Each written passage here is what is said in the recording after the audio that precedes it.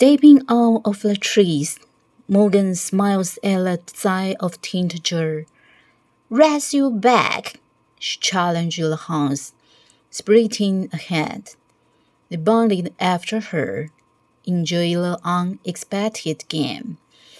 By the time they reached the castle, she was out of breath and coated in a layer of sweat.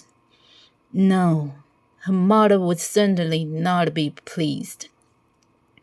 Morgan smiled at the gatehouse guys as she paced, earning a quickly nod in response, and made her way into the bustling courtyard.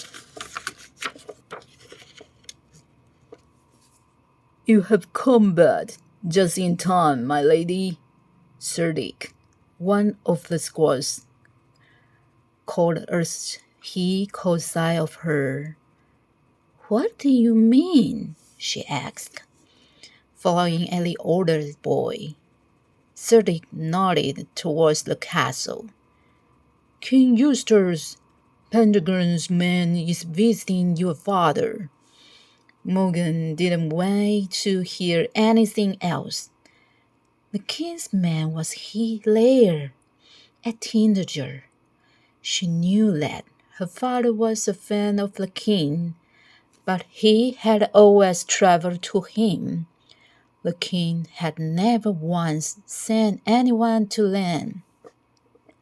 Morgan was determined to find out what was happening as she slipped through a cluster of excited people.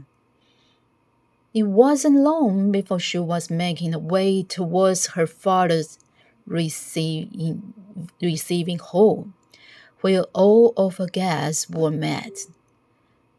With no time to change her clothes, Morgan quickly ran her fingers through her hair before smoothing down her dress. It won't not to embrace her father in front of the king's men.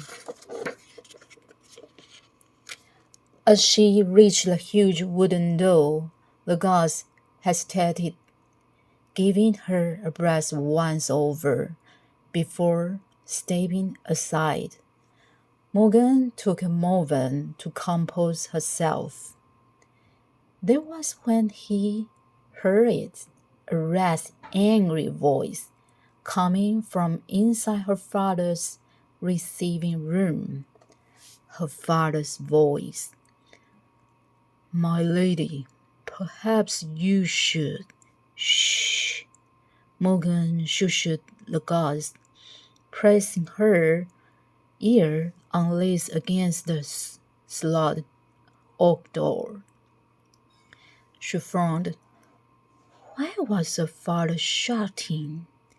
Get out!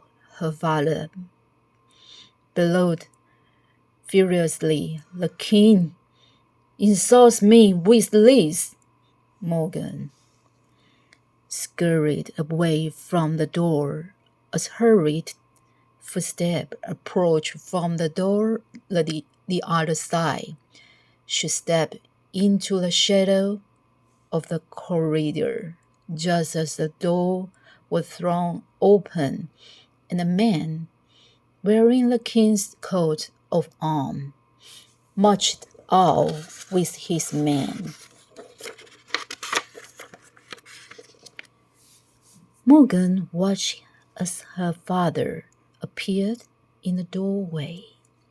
She whispered to the guards, who immediately left and followed King Eustace's men outside.